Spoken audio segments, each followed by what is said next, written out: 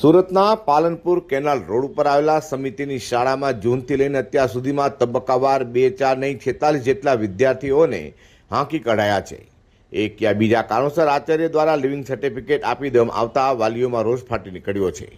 એક બાજુ નગર પ્રાથમિક શિક્ષણ સમિતિની શાળામાં ખાનગી સ્કૂલોના બાળકોની સંખ્યા વધી રહી હોવાના શાસકો દ્વારા વાહવાહી લૂંટાઈ રહી છે। તંત્ર છાતી ફૂલાવી રહ્યું છે। હકીકત વચ્ચે શરમજનક કિસ્સો બહાર આવ્યો છે। વાલીઓ દ્વારા વારંવાર રજૂઆત કરવામાં આવી કે તેમના બાળકોને શાળામાંથી કાઢવામાં ન આવે અને એડમિશન આપવામાં આવે, પરંતુ શાળાના મુખ્ય શિક્ષક વિજય જાંજરૂકિયાએ જણાવ્યું હતું કે જે પણ આક્ષેપો થયા છે તે હકીકત નથી। અમે જૂન પછી 46 બાળકોને એલસી આપ્યા છે, કારણ કે વાલીઓએ ડિમાન્ડ કરી હતી, અથવા તો અનેક બાળકો એવા છે કે જેઓ ગેરહાજર રહેતા હતા। અમે તેમના વાલીઓનો સંપર્ક પણ કર્યા હતા, પરંતુ તેઓએ ટીચરના મોબાઈલ નંબર પણ બ્લોકમાં મૂકી દીધા હતા। વાલીઓ અરજી આપી છે ત્યારે અમે એલસી આપ્યા છે। એક બાળકનું મૃત્યુ થયું છે, 2 બાળકો ખાનગી શાળામાં એડમિશન મેળવ્યા છે, બાકીના બાળકોના સ્થળાંતરના કારણે લિવિંગ સર્ટિફિકેટ અમે આપ્યા છે। સુરત નગર પ્રાથમિક શિક્ષણ સમિતિ દ્વારા પાલનપુરમાં આવેલી શાળા નંબર 318માં આચાર્ય દ્વારા બાળકોને એલસી આપી દેવાની ઘટના સામે આવી હતી।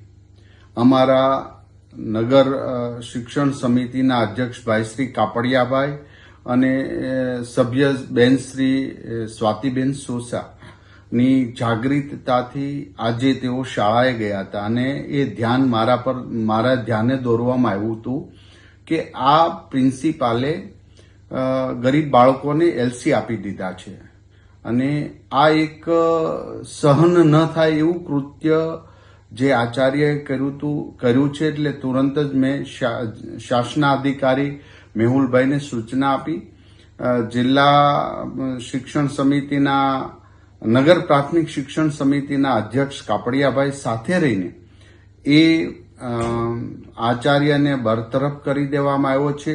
સીઆરસી, યુઆરસી અને નિરીક્ષકને કારણદર્શક નોટિસ આપવામાં આવી છે અને આ એક એવો દાખલો બેસાડવાનો છે, કારણ કે ભારતીય જનતા પાર્ટીની સરકાર દ્વારા એક બાળકને આઈડેન્ટિટી કરીએ છીએ અમે, અને એક પણ બાળક શાળાથી વંચિત ન રહે એની દિવસ રાત ભારતીય જનતા પાર્ટીના કાર્યકર્તા અને અમારી ટીમ પ્રવેશ ઉત્સવ કરે છે। ત્યારે આવું કૃત્ય કરનાર આચાર્ય ખરેખર ખૂબ ગંભીર બાબતો ધ્યાને લઈ અને તરત બરતરફ કરી દેવાની મેં સૂચના આપી હતી અને જેનું અમલીકરણ થઈ ચૂક્યું છે।